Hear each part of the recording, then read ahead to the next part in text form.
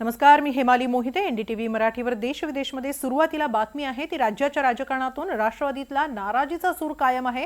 राष्ट्रवादीच्या बैठकीत छगन भुजबळ आणि तटकरे यांच्यात जुंपली अशी माहिती सूत्रांकडून मिळते. दादांच्या निधनानंतर आम्ही दोघे टीकेचे धनी का असं बैठकीत तटकरे बोलले अशी ही माहिती आहे. तर आमच्या समर्थनार्थ कुणीही पुढे आलं नाही असंही तटकरेंनी म्हटलं. तटकरेंचं भाषण सुरू होण्यापूर्वी मात्र तिथून पार्थ पवार निघून गेले असं कळतंय.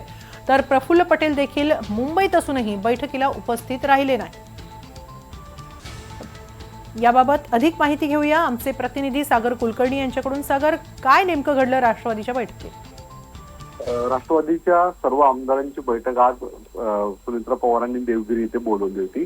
अर्थात या बैठकीकडे सगळ्यांचं लक्ष होतं की मुळात गेले काही दिवस मध्ये प्रफुल्ल पटेल तटकरे यांना पार्टीमध्येच विरोध होताना दिसून येतोय. पक्षातले वरिष्ठ नेते सुद्धा त्यांच्या विरोधात सूर मांडतायत. आज या बैठकीत नेमकं काय होतं? एकतर प्रफुल्ल पटेल यांनी या बैठकीला पाठ दाखवली, त्याचं कारण सगळ्यात जास्त चर्चेचा विषय झाला.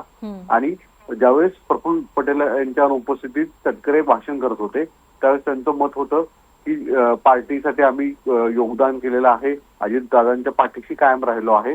अशा परिस्थितीमध्ये ज्यावेळेस आम्ही पक्षाचं एवढं समर्थन करतो, पक्षाची दादांची भूमिका मांडली, तरी सुद्धा आम्ही टीकेचे धनी असताना पक्ष म्हणून आमच्या पाठीशी कोणी का उभं राहिलं नाही.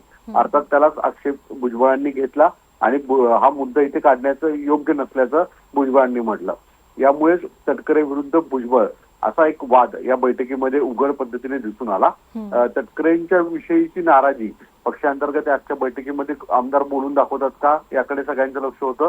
पण तुर्तास तरी मोठ्या नेत्यांचाच वाद हा चर्चेचा झालेला आहे. प्रफुल्ल पटेलांनी या बैठकीला फिरवलेली पाठ, त्यात तटकरे भुजबळांमध्ये झालेला वाद हा सगळ्यात जास्त चर्चेचा महत्त्वाचा केंद्रबिंदू राहिला.